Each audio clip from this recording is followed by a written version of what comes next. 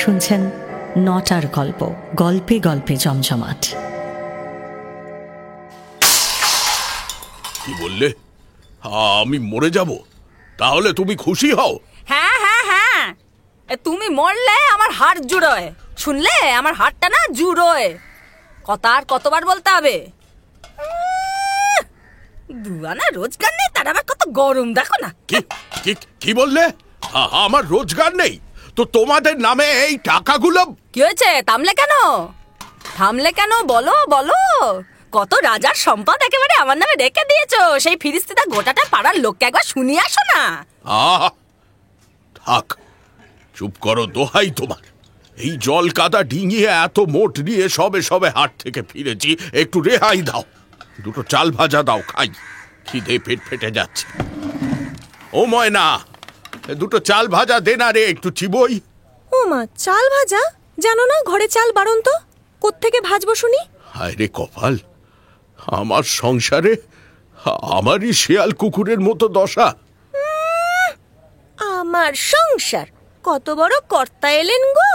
এই বুড়ো, বয়স হয়েছে তোমার, তবু নোলা যায় না, তাই না? বলি তুমি যাবে না এই ছাতার বটখানা দিয়ে? ময়না। শুনছেন বিভূতিভূষণ বন্দ্যোপাধ্যায়ের লেখা ঝগড়া অবলম্বনে আজকের গল্প শেষ দেখা। কেশব গাঙ্গুলির বয়স 60 পেরিয়েছে অনেকদিন হলো, তবু আজও দিন রাত তাকে তার স্ত্রীর কাছে মুখ ঝামটা খেতেই হয়। এই বয়সে কোথায় একটু শান্তিতে থাকবেন, সম্মানের সঙ্গে থাকবেন, তা না। কেশব গাঙ্গুলির কপালে এ দুটোর একটাও লেখা নেই। উঠতে বসতে গঞ্জনা আর অপমান। অথচ এমনটা কিন্তু বরাবর ছিল না। টানাটানির সংসারে খাওয়ার জন্য মিষ্টি না জুটুক, দুটো মিষ্টি কথায় তার কান ভরে থাকত। কত আর হবে? কেশবের মনে হয় এই তো সেদিনের কথা। ভাবতে বসলে তার ডাক ছেড়ে কাঁদতে ইচ্ছে করে। কি কুক্ষণে যে অতগুলো টাকা মেয়ে আর বউয়ের নামে জমা রাখতে গেলেন, সেটা ভেবে বারবার আফসোস হয় তার। এই টানাটানির বাজারে 7,000 টাকা কি কম? একটা দেশলাই যেখানে 4 আনার কমে নেই, সেখানে প্রভিডেন্ট ফান্ডের পুরো টাকাটাই কিনা তিনি মেয়ে আর বউয়ের নামে করে দিলেন। না, এখন অবশ্য পুরনো কথা ভাবছেন না কেশব। সন্ধ্যের আগে সবে হাট বাজার সেরে তিনি বাড়ি ঢুকেছেন। চলতে আজকাল যেন পা কাঁপে, আগের মতো শক্তি নেই আর শরীরে। 2.5 টাকা করে চালের কেজি, 2 কেজি চাল আর তরিতরকারি কিনে ভীষণ কাদামাখা পিছল পথে কোনো রকমে পড়তে পড়তে বেঁচে গিয়ে কেশব গাঙ্গুলি হাটের বোঝা বাড়িতে তো নিয়ে এলেন। কিন্তু কেশব আসতে না আসতেই তার স্ত্রী মুক্তকেশী তড়িঘড়ি বাইরে এসে বললেন, দেখি কই, দেখি আরে দাও দেখি কিরকম বাজার করলে দেখি। আরে কি বাবা, এই পটলগুলো এত ছোট ছোট কেন গো? হ্যাঁ, ই বাবা দেখো তা কত করে শের নিল? 10 আনায় আবার ওর চেয়ে বড় কি হবে? 10 আনা? ছি, মিথ্যে কথা বলার জায়গা পাও না না? ও বাড়ির পল্টু এনেছে 9 আনা শের, আর তুমি বেশি দর দিয়ে এইটাকে ছোট ছোট পটল নিয়ে এসেছো। এসো না, ওই পটলের শের কখনো 10 আনা নয়। বাহ, আমি মিথ্যে বলছি? না না না, তুমি কি করে মিথ্যে বলবে? তুমি তো সত্যবাদী যুধিষ্ঠির একেবারে। মিথ্যে কথা তো তুমি বলতেই জানো না। দাঁড়াও, ওই পটল একদম ঘরে ঢোকাবে না, একদম না। আগে আমি ওজন করে দেখব। কেন, আমার কথা বিশ্বাস হলো না? তা তোমারই বা এত ভয় কিসের শুনি? হ্যাঁ, সত্যি কথা বলবো, তার আবার ঢাক ঢাক গুড়গুড় কি? এই হলো সূত্রপাত। কেশব গাঙ্গুলি বাজার করে নিয়ে এলে তার স্ত্রী মুক্তকেশী এই কাজটা প্রায় রোজই করে থাকেন। কর্তা ফেরার আগেই এধার ওধার থেকে জিনিসের দামটা তিনি খোঁজ নিয়ে আসেন, আর বাড়ির বাজারটা এলে সেই দামের সঙ্গে মিলিয়ে ওজন করে তবে কেশব আর তাঁর বাজারের থলিকে ঘরে ঢুকতে দেন। কিন্তু আজকের ব্যাপারটা যে এত দূর গড়াবে কেশব গাঙ্গুলি বোঝেননি। মুক্তকেশীর তিরিক্ষে মেজাজ গায়ে না মেখেই মেয়ের কাছে 2 চাল ভাজা চেয়েছিলেন তিনি, আর তারপরেই বেঁধে গেল দক্ষযজ্ঞ। এমনকি বাপের দিকে ছাতির বাঁট তুলে পর্যন্ত মারতে এলো ময়না। হ্যাঁ হ্যাঁ, যাও যাও, যেদিকে পারো বাড়ির বাইরে বেরিয়ে গেলেন কেশব। আমি বাঁচি। এই অপমানের পরে আর কিছুতেই বাড়িতে থাকা চলে না। হনহন করে চণ্ডীমণ্ডপের দিকে হেঁটে চললেন তিনি। চণ্ডীমণ্ডপে আর একটাও লোক নেই এখন। একা চুপ করে বসে রইলেন কেশব গাঙ্গুলি। অজস্র মশার কামড় খেয়ে রাতেও সেখানেই শুয়ে রইলেন তিনি। সমস্ত রাতটা তার না খেয়েই কেটে গেল। মা কিংবা মেয়ে কেউ কিন্তু ডাকতে এলো না তাকে। নিজের পৈতৃক ভিটে, নিজের সংসার, এরা সব তাকে এত পর করে দিল। ভাবতে ভাবতে চোখ ফেটে জল আসে কেশবের। সকালের আকাশটা তখন সবে সবে পরিষ্কার হয়েছে। এমন সময় যদুনন্দন মজুমদারের সঙ্গে তার দেখা। আরে, গাঙ্গুলি কাকা যে এত সকাল সকাল চণ্ডীতলায় বসে আছেন কেন? ঘরে ঘুম হলো না বুঝি? না মানে ঠিক আছে ঠিক আছে, আর বলতে হবে না, বুঝতে পেরেছি। বৃষ্টি তো কিছু কম হচ্ছে না, কিন্তু গুমোর দেখুন, গুমোয় কার সাথে শুয়েছেন কি গা হাত পা দিয়ে একেবারে পুকুর গড়িয়ে নামবে। হ্যাঁ মানে অনেকটা সেরকমই আর কি। হ্যাঁ হ্যাঁ, সে বেশ বুঝেছি। তা বাইরেও কি আর রেহাই আছে? এক্ষুনি এক্ষুনি এক পশলা নামলো বলে আবার। তা আপনি এক কাজ করুন, আপনি আসুন না কাকা, আমার ঘরে আসুন। গরিবের ঘরে না হয় এক পাত্র চা খেয়ে যান। আসুন আসুন। যদুনন্দন লোকটি খারাপ নয়, হাসি খুশি অমায়িক ভদ্রলোক। গ্রাম সম্পর্কে কেশবের ভাইপো। কেশব তাকে যথেষ্ট মান্যগণ্যও করে। চোরা চোখে তাকে দেখতে দেখতে অজান্তেই একটা দীর্ঘশ্বাস ফেললেন কেশব গাঙ্গুলি। ওগো কই গো, চাটা দাও, দেখো কে এসেছেন। সহজে কি আর আসেন? অনেক বলে কয়ে। আসুন কাকা, আপনি ভিতরে আসুন। হ্যাঁ হ্যাঁ হ্যাঁ হ্যাঁ, এদিক দিয়ে আসুন, বসুন বসুন, আমি হাত পাখাটা নিয়ে আসি। না না, আবার ওসব কেন, এই তো দিব্যি আছি। এত খাতির যত্ন আবার? ও মা, বলেন কি, এটুকু করবো না? আজ বাবা থাকলে সে অবশ্য আপনাকে আর নতুন করে কি বলবো। বাবার আতিথেয়তার কথা 7টা গাঁ জানি। বাবা, জল খাবার? হ্যাঁ হ্যাঁ, রাখ মা রাখ। নিন কাকা। আরে এত সব কি দরকার ছিল যদু? আরে নিন। বৌমাকে মিচিমিচি এতটা কষ্ট। ও মা, কষ্ট কিসের আবার? এইটুকু জল খাবার খাবেন, তাতে আবার কষ্ট? আরেকখানা রুটি দিতে বলি কাকা? হ্যাঁ, না না না, এই যথেষ্ট যথেষ্ট। আচ্ছা, আপনার কি কিছু হয়েছে কেশব কাকা? মানে বলছিলাম, শরীর টরীর তখন থেকে দেখছি আপনি কেমন যেন অন্যমনস্ক হয়ে আছেন, তাই বলছিলাম আর কি। যদু মজুমদারের এমন আপনজনের মতো ব্যবহারের সামনে নিজেকে আর ধরে রাখতে পারলেন না কেশব গাঙ্গুলি। তার চোখ দিয়ে টপ টপ করে জল পড়তে লাগলো। আগের রাতের সব কথা হুড়হুড় করে যদুকে বলে বসলেন তিনি। যদুনন্দনের কাছে এ কথা নতুন নয়।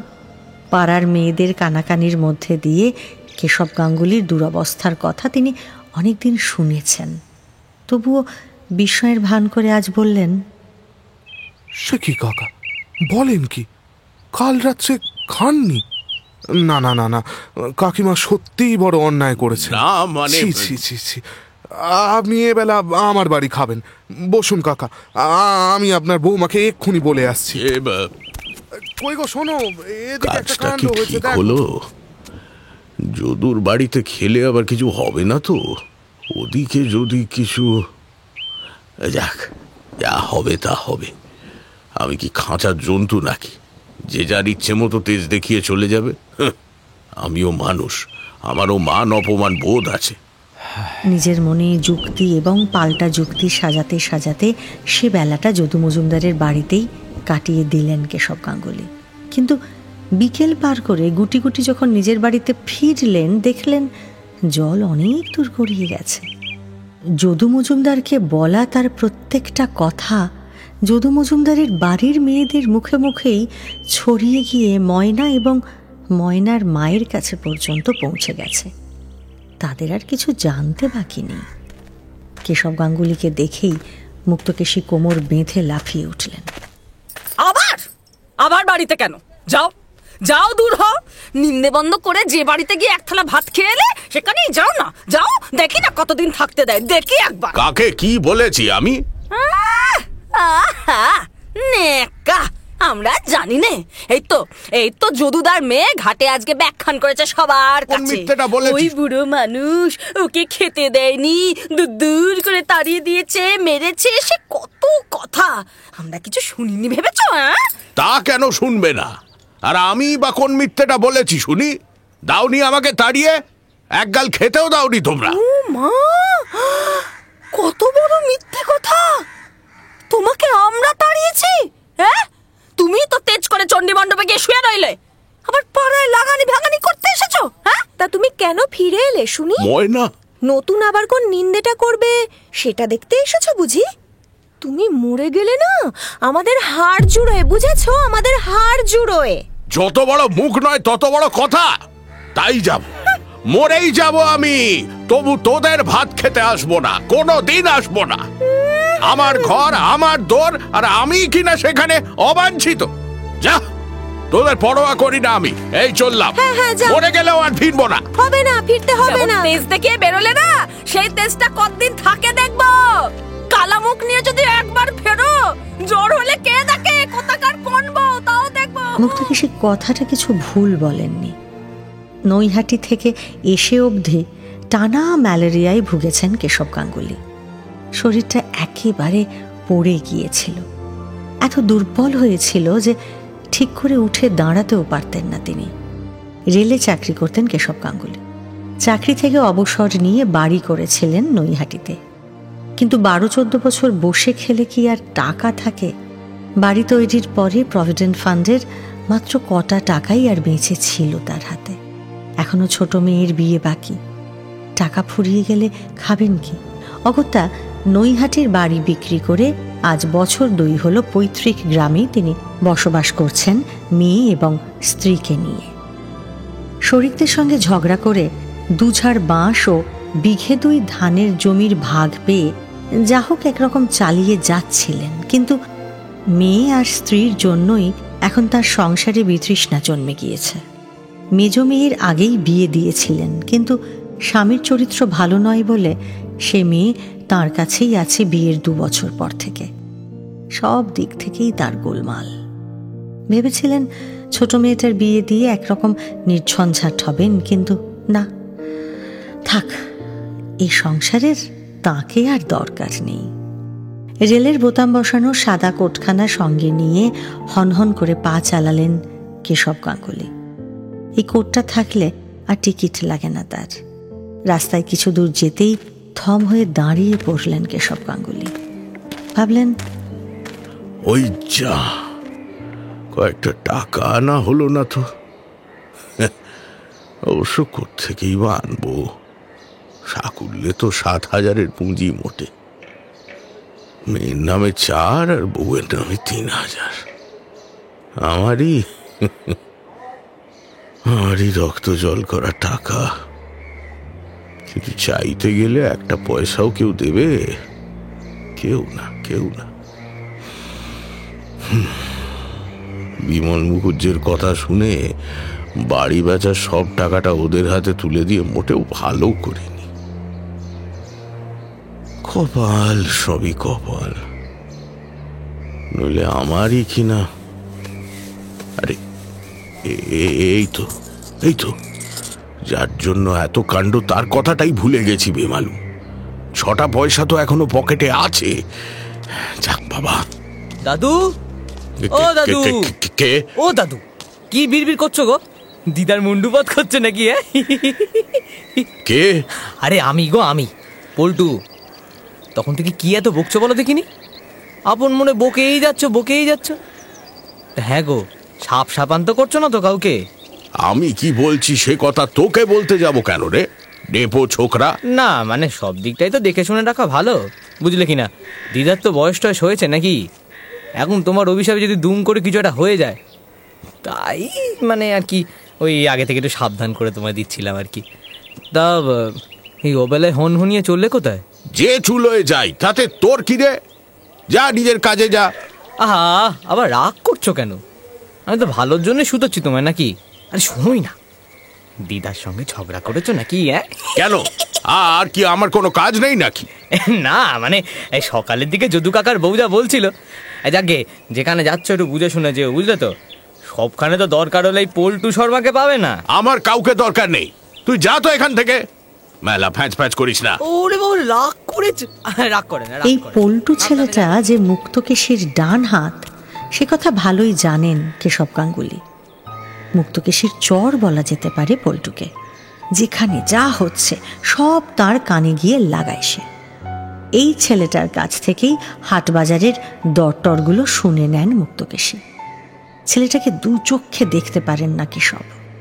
রাস্তায় এই ছেলেটাকে দেখতে পেয়ে মনটা তার তেতো হয়ে গেল। ভাগ্যিস পকেটের পয়সা কখনো হাত থেকে বের করে আনেননি তিনি, নইলে সেটা যদি পল্টুর চোখে পড়তো, নির্ঘাত মুক্তকেশীর কানে সে খবর পৌঁছে যেত, আর তাদের সন্দেহের সপক্ষে আরো জোরদার প্রমাণ পেয়ে যেতেন মুক্তকেশী। এই সন্দেহটাই তো করেন কেশব গাঙ্গুলির স্ত্রী। বাজারের পয়সা থেকে সিকিটা আনিটা সরিয়ে নেন নাকি কেশব গাঙ্গুলি। মিথ্যে বলবো না, মুক্তকেশীর সন্দেহ কিন্তু অমূলক নয়। কিন্তু কেশবের নস্যি, বিড়ি, একটু চুন, দুভাঁড় চা, এগুলোরও তো দরকার আছে। এ পয়সা তো তাকে কেউ দেয় না, তাহলে এগুলো তিনি পাবেন কোথা থেকে? এত দুঃখের মধ্যেও মনে মনে নিজেই হেসে ওঠেন কেশব। নিজের পয়সা নিজেকেই লুকিয়ে চুরি করতে হয়েছে। ঘোর কলি আর কাকে বলে, বুঝলে কেশব গাঙ্গুলি? তোমার কপালটা একেবারে ধুধু মাঠের মতো হয়ে গেছে। যেদিকে তাকাও শুধুই ফাঁকা। জামার মধ্যে গোপনে লুকিয়ে রাখা 3 টাকা 13 আনা পয়সা তিনি সন্তর্পণে বার করে নিয়ে এলেন। এবার স্টেশনের কাছে পাকিস্তানের একটা উদ্বাস্তুদের দোকান থেকে 2 পয়সার পান, 2 পয়সার বিড়ি আর একটা দেশলাই কিনলেন। পান খেয়ে একটা বিড়ি ধরিয়ে এবার মাথায় হাত দিয়ে চিন্তা করতে বসলেন কেশব গাঙ্গুলি। তাই তো, এখন যাই কোথায়? 3 টাকা 13 আনায় কদিনই বা খাওয়া জুটবে? পুরনো দিনের একখানা দামি হাত ঘড়ি আছে বটে, বেচলে এখনো 30-40 টাকার কম হবে না। কিন্তু তারপর একে তো এই মন্দার বাজার, কোথায় থাকবো, কোথায় খাবো? টিটাগড়ে মেয়ের বাড়ি? না, শুধু হাতে সেখানে যেতে লজ্জা করে। 2 আম কাঁঠাল নিয়ে যাওয়ার মতো যার মুরদ নেই, তার আবার জামাই বাড়ি? না, সব আর ভেবে লাভ নেই। এই ট্রেনটায় চড়ে বসি, দেখি কত যাওয়া যায়। ট্রেনে উঠে পড়লেন কেশব। এক কোণে বসে বাইরের দিকে চেয়ে রইলেন। কাশফুলের ক্ষেতে কাশফুল ফুটতে শুরু করেছে। খুব বৃষ্টি হওয়ায় ধানের ক্ষেত জলে ডুবুডুবু। অনেক জায়গায় এখনো ধান বুনছে। নিজের ভাগ্যের দিকে তাকিয়ে ব্যঙ্গের হাসি হাসলেন কেশব গাঙ্গুলি। প্রভিডেন্ট ফান্ডের কিছু টাকা দিয়ে অন্তত ধানের জমিও যদি তিনি কিনতেন, তাহলে কি আজ স্ত্রী আর মেয়ের হাতে এমন হেনস্থা হতে হতো তাকে? ভেবে কুল পান না তিনি। হঠাৎই শোনেন, টিকিট দেখি, টিকিট টিকিট টিকিট। হ্যাঁ, টিকিটটা দেখান। ও, আমি মানে রেলওয়ে সার্ভেন্ট। তা কতদূর যাবেন? আমি মানে এই তো আর একটু, মানে আর কটা স্টেশন আর কি। বুঝেছি। তার সঙ্গে কেউ নেই? একাই, আমার তেমন কেউ নেই। বয়স্ক মানুষ, সাবধানে যাবেন। ওই দেখি টিকিট টিকিট। হ্যাঁ দেখি, আপনারটা দেখি। ছেলেটা বেশ তো, আমার শান্টুর মতো না? শান্টুটা আজ থাকলে এমন ধবধবে কোট আর টুপি পরে একদিনে নিশ্চয়ই চেকার হয়ে যেত। আমাকে কি এতটা কষ্টে রাখতো? না বোধহয়। শান্টু। দুহাত দিয়ে নিজের 2 চোখ ঢেকে ফেললেন কেশব গাঙ্গুলি। যে কয়েক ফোঁটা জল গড়িয়ে এলো, আঙুলের ডগায় বড় সাবধানে তাদের ধরে রাখলেন। টিকিট চেকার ছেলেটাকে আরেকবার ডাকতে ইচ্ছে হলো তার। কি নামে ডাকবেন তাকে? শান্তু। কেশব আর মুক্তকেশীর সংসারে শান্তু তো এসেছিল। তিনি তখন 3 পাহাড় স্টেশনের তার বাবু। সারাদিন ধরে টরে টক্কা করে চলেন। বিকেলের পর থেকেই ঘরে ফেরার জন্য মনটা একেবারে আকুলি বিকুলি করতো তার। গা ধুয়ে কাপড় ছেড়ে সন্ধ্যাবাতি দিয়ে কোনো কোনো দিন খোঁপায় টগরও গুঁজতেন তখন মুক্তকেশী। ইচ্ছে করেই স্বামীর দিকে খোঁপাটা ফিরিয়ে দাঁড়িয়ে থাকতেন। আধো আধো বলে দূর থেকে বাবার কোলের দিকে হাত বাড়িয়ে ছুটে আসতো শান্তু। দরজার সামনে চুপ করে দাঁড়িয়ে থাকতেন কেশব। মনে হতো তখন যেন স্বর্গে ফিরলেন। ওই তো কানে ভাসছে আজও তার। বাবা, আমাকে পুরনো টিকিট দেবে? দাও না বাবা, পুরনো টিকিট দাও না। দেবো বাবা, নিশ্চয়ই দেবো। এখন কাজ করতে দাও। দাও না। দেখছো না কতগুলো কাজ জমে আছে? তুমি রামদেব চাচার সঙ্গে খেলা করো এখন, কেমন? এসো খোকা বাবু, আমি তোমাকে ঘরকে দিয়ে আসি। ধরতে পারে না এ বাবা। শান্টু, আরে পড়ে যাবি যে। শান্টু, শান্টু।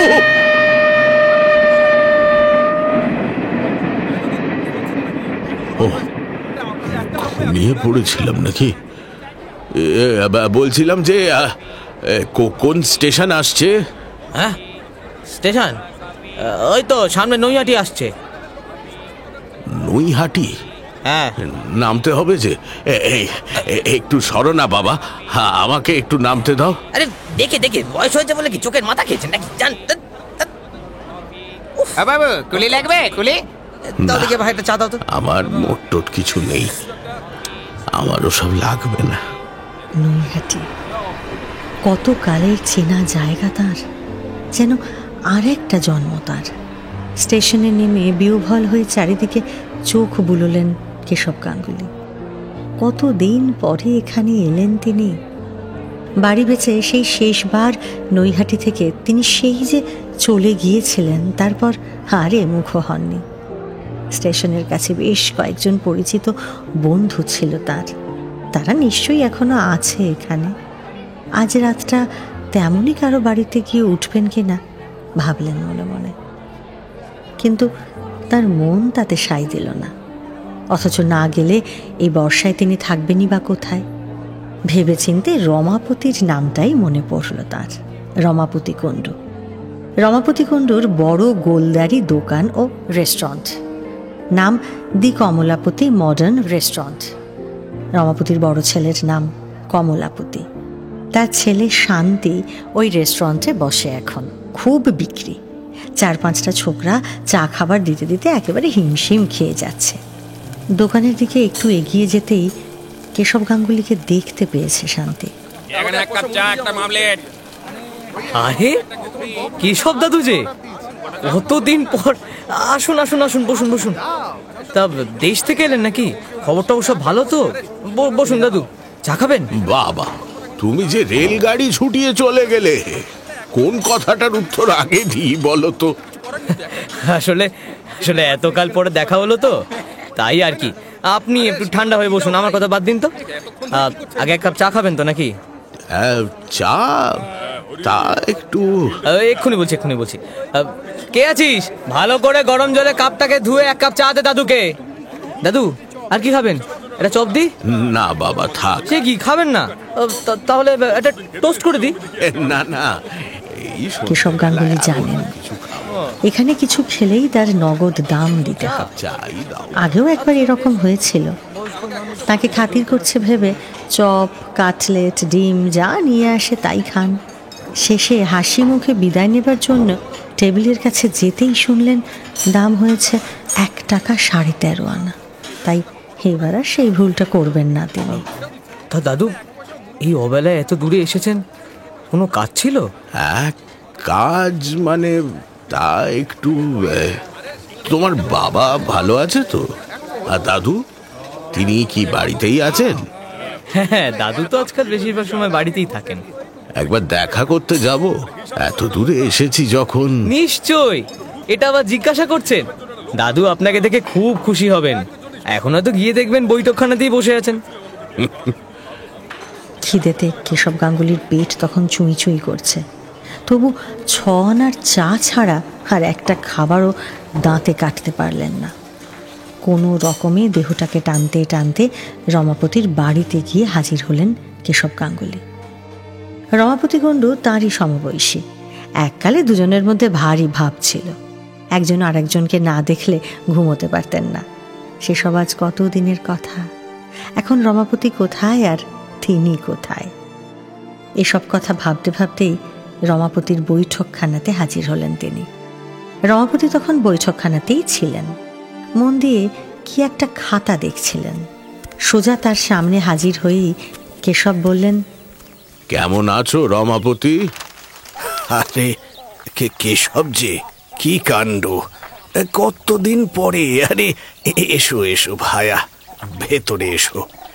তুমি তো একেবারে ডুমুরের ফুল হয়ে গেলে। হ্যাঁ, বলি বাড়িটারি না হয় বেচে দিয়েছো, তা বলে পুরনো বন্ধুর কাছে একবারও আসতে নেই? ওরে ওরে, কে আছিস রে? আরে একটু মিষ্টি টিষ্টি নিয়ে আয়, দেখ কে এসেছে, দেখ দেখ। আরে না না না, থাক না, এখন আবার এসব হাঙ্গামা। আরে না না, হাঙ্গামা কি বলছো? হ্যাঁ, পুরনো বন্ধু এসেছে, আর একটু হাঙ্গামা না করলে হয় নাকি? তা এখানে কোথায় এসেছো কেশব? না, বিশেষ কোথাও না, এই তোমার কাছেই একটু, মানে হঠাৎ মনে হলো আর কি। তা বেশ করেছো, খুব ভালো করেছো। তা কটা দিন এখানে থাকো তো দেখি। হ্যাঁ, দুজনে জমিয়ে তাস খেলবো। হ্যাঁ, কি বলো? কেশব গাঙ্গুলিকে বেশ যত্ন আত্মি করলেন রমাপতি। রাত্রে লুচি তরকারি মিষ্টি খাওয়ালেন। ভালো গদি পাতা নেটের মশারি খাটানো বিছানায় শুয়ে কেশবের ঘুম এলো না। মশারির চালের দিকে চেয়ে দীর্ঘ নিঃশ্বাস ফেলতে লাগলেন তিনি। এমন সুন্দর বিছানায় তিনি আর কদিন শোবেন? আজ নয় কাল তো সেই গাছতলাতে গিয়েই দাঁড়াতে হবে তাকে। অন্যের অদৃষ্টে তো কত সুখ থাকে, তার নেই কেন কে জানে। ভেবে অসহায় লাগে কেশব গাঙ্গুলির। এই তো রমাপতিকে দেখলেন, তাঁর নাতনিরা কত যত্নে বাতাস করতে লাগলো খাওয়ার সময়। খাওয়ার পর এক বড় নাতনি আমলা তেল মালিশ করে দিল দাদুর পায়ে। ছেলের বউরা বাবা বলতে অজ্ঞান। কেশব ভাবেন, পয়সা, সবই পয়সার খেলা, বুঝলে কেশব চন্দর? তোমার কপালে এমনটা জুটবে না। তোমার আর কি বা এলেম আছে বলো? রমাপতি কুণ্ডু লাখপতি, তাকে করবে না তো কি? ফুটো পয়সা তোমাকে যত্ন করবে? তোমারও তো বউ ছিল, মেয়ে ছিল, কই চলে আসার সময় পথ আটকে দাঁড়ালো কেউ? কেউ না। ভুল ভুল, সব ভুল। জীবনটাই একটা মস্ত ভুল। পরদিন সকালেই চলে যেতে চেয়েছিলেন কেশব গাঙ্গুলি।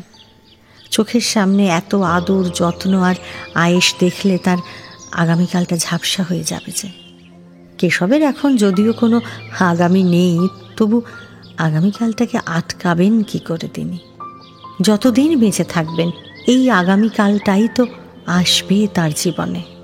আর সেই আগামীকে নিয়েই কেশববাবুর যত ভয়। খাবেন কি, থাকবেন কোথায়, কি হবে তার?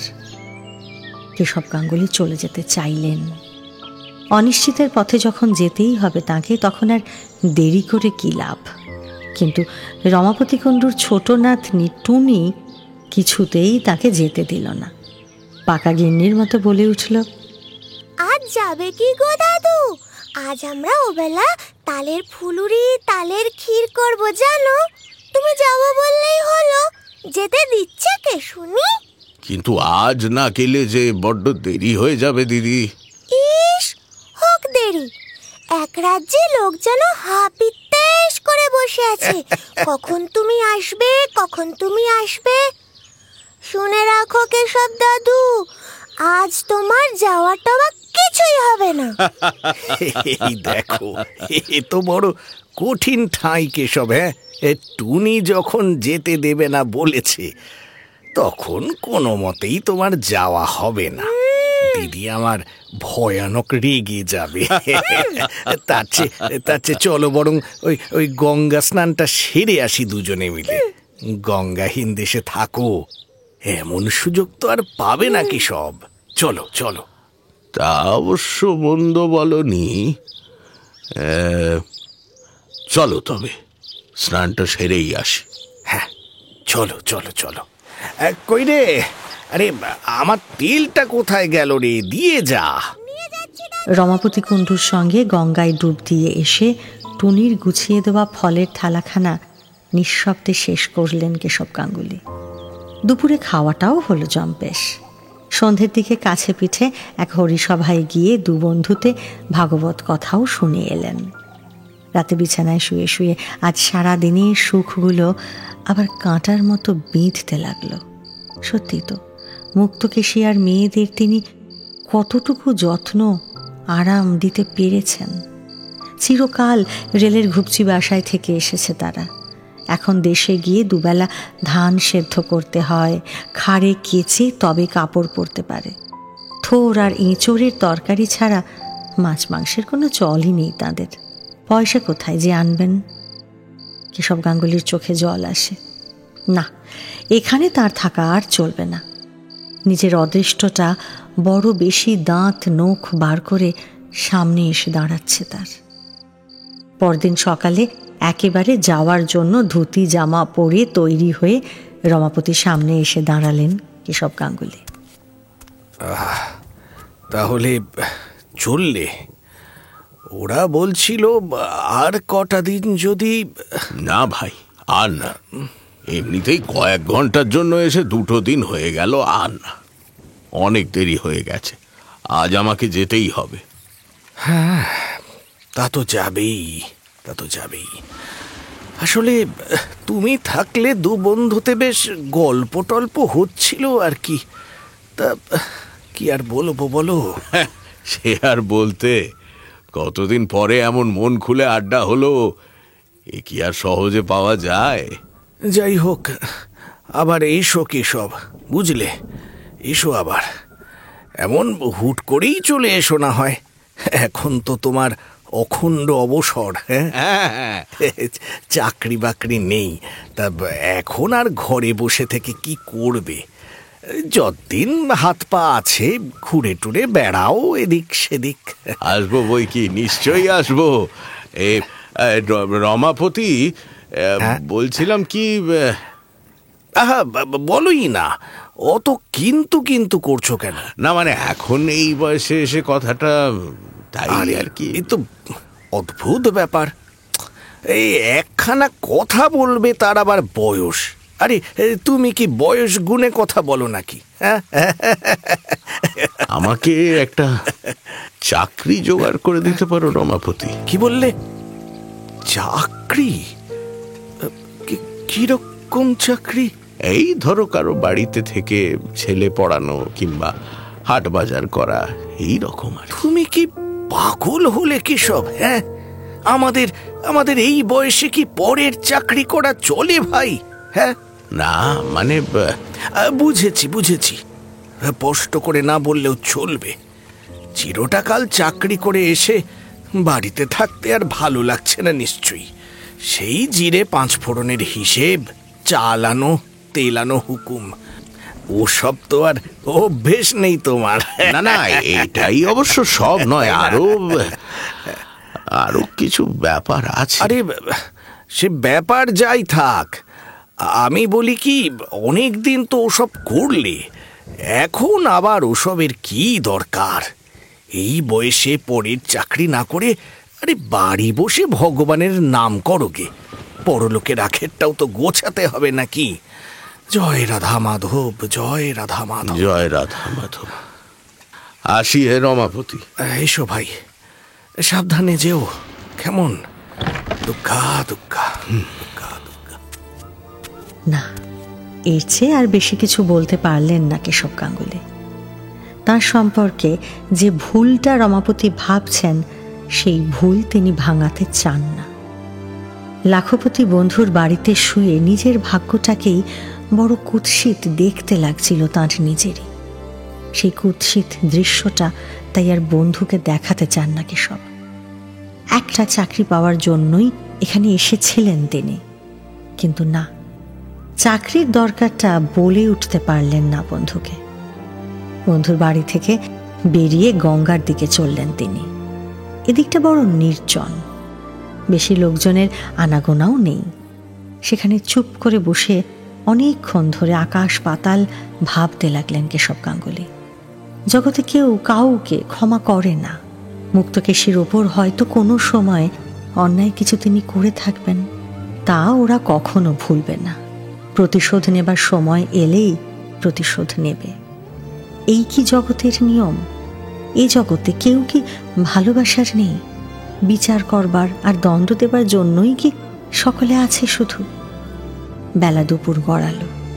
দূরের একটা হোটেল থেকে দুগাল ভাত খেয়ে ব্যান্ডেলের ট্রেনে উঠে বসলেন কেশব গাঙ্গুলি। এবার না, ব্যান্ডেলে তার কেউ নেই, কোথাও তার কেউ নেই, শুধুই উদ্দেশ্যহীন যাত্রা। অমশাই, ব্যান্ডেলে নামবেন বুঝি? আমাকে কিছু বলছেন? হ্যাঁ, আপনাকেই তো বলছি। ব্যান্ডেল চললেন? কেউ আছে নাকি সেখানে? না, তেমন কেউ নেই। কেন? তাহলে এই বর্ষা বাদলার দিনে কোথায় উঠবেন? দেখি, কিছু একটা জুটে যাবে। বলছিলাম কি, আমার একটা হোটেল আছে ব্যান্ডেলে, মানে সস্তার হোটেল আর কি। ব্যবসার কাজে যারা আসে ওখানেই পায়ের ধুলো দেয় আর কি। আজ রাতটা আপনিও না হয় সেখানেই রইলেন। বলি, কাজ মিটিয়ে কাল চলে যাবেন, কি বলেন? না না, আমার হোটেল টোটেল লাগবে না, আমি এমনি কোথাও একটা থেকে যাব। আচ্ছা, ব্যান্ডেল এসে গেছে, আমি আসছি, কেমন? যাব বাবা, আজব লোক তো। সেই হোটেলওয়ালার সামনে থেকে একরকম পালিয়েই এলেন কেশব গাঙ্গুলি। কোনো রকমে ডাল ভাত জোটানোর মতোই পয়সা নেই তার কাছে, আবার হোটেল। এত কষ্টের মধ্যেও কেশব গাঙ্গুলির মুখে হালকা একটা হাসির রেখা ফুটে উঠল। প্রথম যৌবনে তিনি ব্যান্ডেল স্টেশনের সিগন্যাল ক্লার্ক ছিলেন। ওই তো তার সেই ঘর, সেই টেবিল, সব সেই রকমই আছে দেখতে পেলেন। আশ্চর্য, সেই টেলিগ্রাফের টেবিলটাও আছে আজও। অবাক হয়ে তাকিয়ে রইলেন কেশব গাঙ্গুলি। রাতে ঝমঝমিয়ে বৃষ্টি এলো। আজ থেকে 40 বছর আগের এক সিগন্যাল ক্লার্ককে রেলের অফিসে তো আর আজ ঢুকতে দেবে না। স্টেশনের শেষ প্রান্তের বেঞ্চটার ওপর পুরনো নিম গাছের কিছুটা ছায়া এসে পড়েছে। ওই বেঞ্চটা ছাড়া আপাতত আর কোনো আশ্রয় দেখতে পেলেন না কেশব গাঙ্গুলি। প্ল্যাটফর্মের বাইরে একটা কল থেকে পেট ভরে জল খেয়ে সে বেঞ্চে এসে শুয়ে পড়লেন তিনি। শরীর তার এমনিতেই ক্লান্ত, পেটে চড়চড়ে খিদে, জলের ছাট এসে পড়ছে শরীরে, আর চোখে নেমে আসছে 40 বছর আগের স্মৃতি। ওই তো মাইলখানেক দূরের কোয়ার্টারের ছোট্ট জানলাটায় দাঁড়িয়ে আছেন মুক্তকেশী। সন্ধ্যে 7টা হবে। আবছায়া পথ ধরে সাইকেলে ফিরছেন সেই পুরনো কেশব।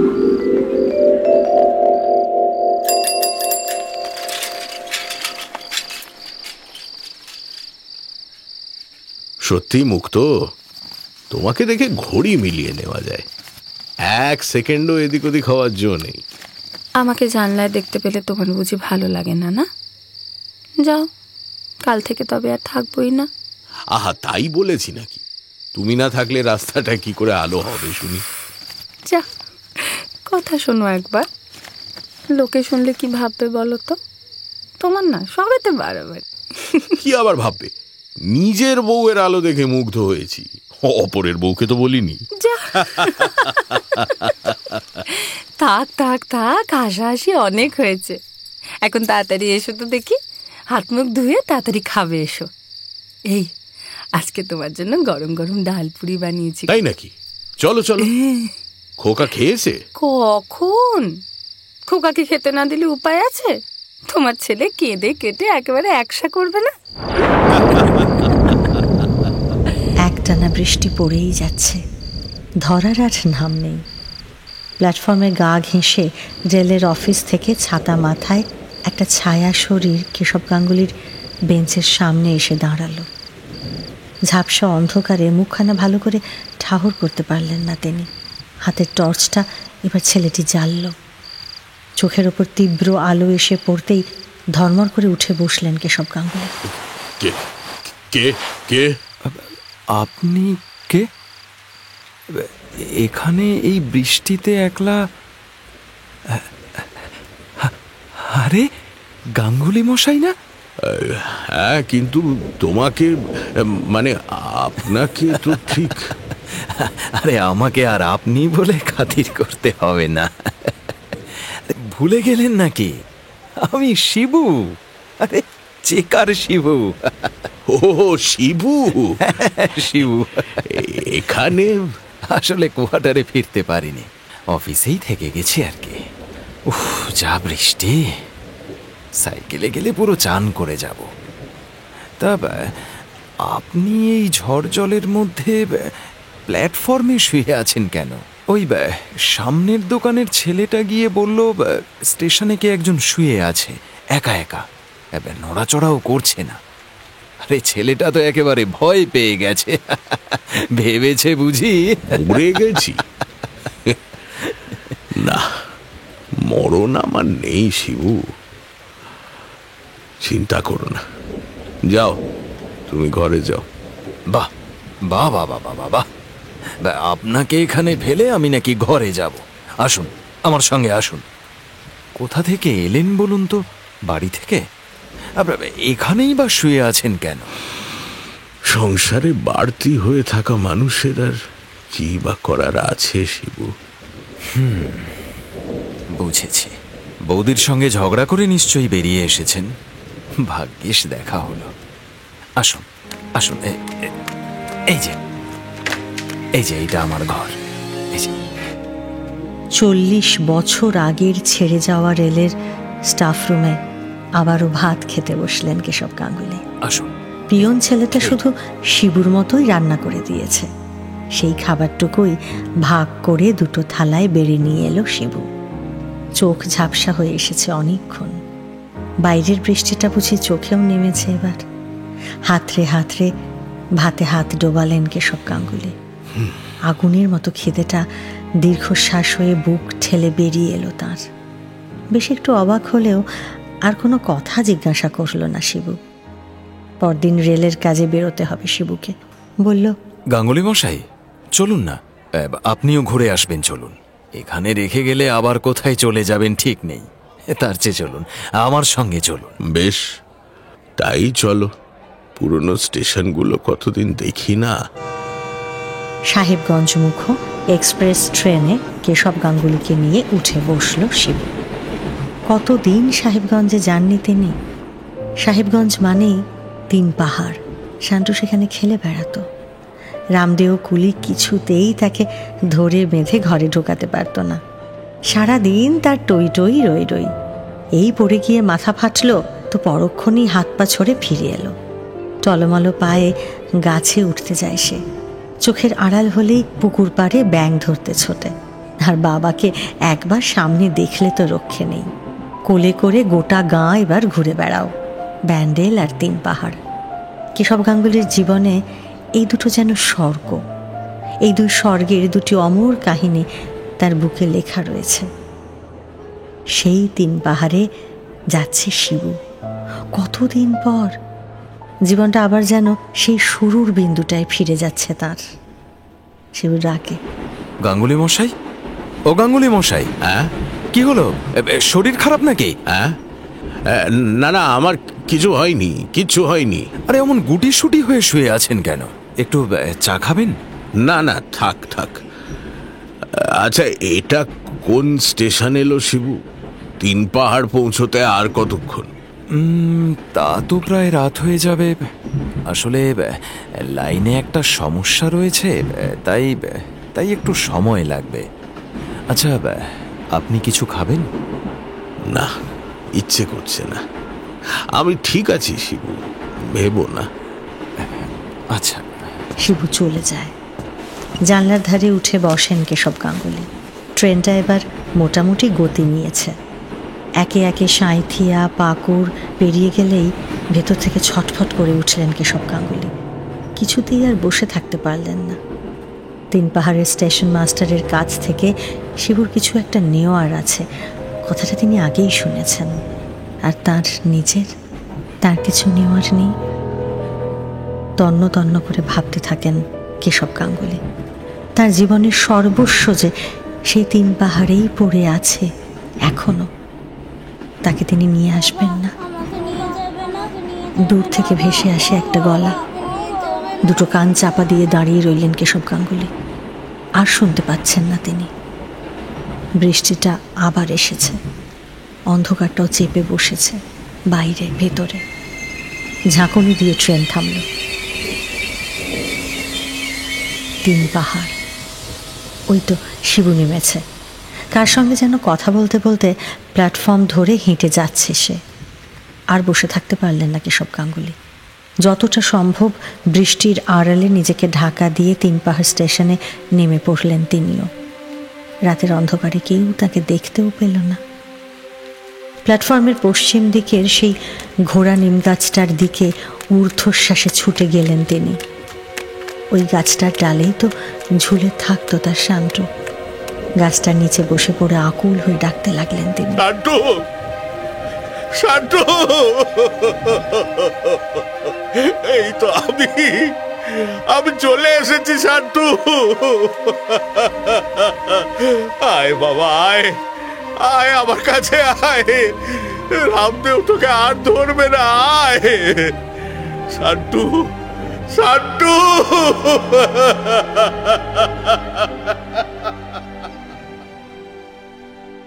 তিন পাহাড় থেকে ট্রেনে উঠে কেশব গাঙ্গুলিকে আর খুঁজে পায়নি শিবু। ট্রেন তখন ছেড়ে দিয়েছে। পরদিন দুপুরে তিন পাহাড় স্টেশন থেকে খবর গেল প্ল্যাটফর্মের পাশে ঘোড়া নিম গাছটাকে আঁকড়ে একটা বেওয়ারিশ লাশ পড়ে আছে। পকেটে তার ঠিকানা কিংবা পয়সা কিচ্ছু নেই, আছে শুধু একটা ঘড়ি। দেশ থেকে মুক্তকেশীকে আনতে গিয়েছিল শিবু নিজেই। কেশব গাঙ্গুলির একমাত্র সম্পদ সেই হাত ঘড়িখানা তো তারই প্রাপ্য। ঘড়িটা হাতে নিয়ে ঘোড়া নিম গাছটার দিকে তাকিয়ে চুপ করে দাঁড়িয়ে রইলেন মুক্তকেশী। সংসারে এতগুলো বছর পেরিয়ে এসে এই প্রথম তার চোখ দিয়ে হুহু করে কান্না নেমে এলো। শান্তু না তার বাবা, কার জন্য কাঁদছেন তিনি সে কথা জানেন না মুক্তকেশী। কেশব গাঙ্গুলিও কি শান্তুর মায়ের মনের কোনো খবর রেখেছিলেন? না, বোধহয় রাখেননি।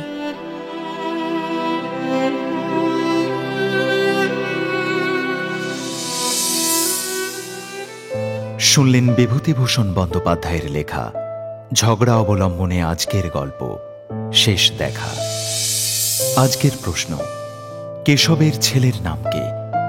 গত সপ্তাহের পুতুল নাচের ইতিকথা গল্পের শেষ পর্বের প্রশ্ন ছিল, কোথায় চলে গেল গোপাল? প্রথম 10 জন সঠিক উত্তরদাতা হলেন ভারতী রায় মুখার্জি, কৃষ্ণ সরকার, রীতা সর্দার, সমায়িতা মিত্র, মহেন্দ্র দাস, গীতা নস্কর, শুভজিৎ দত্ত, অদিতি সিংহ রায়, সোমনাথ সামন্ত ও Samarendra Banerjee.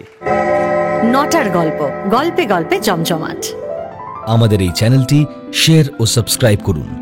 Bell icon press করতে ভুলবেন না কিন্তু।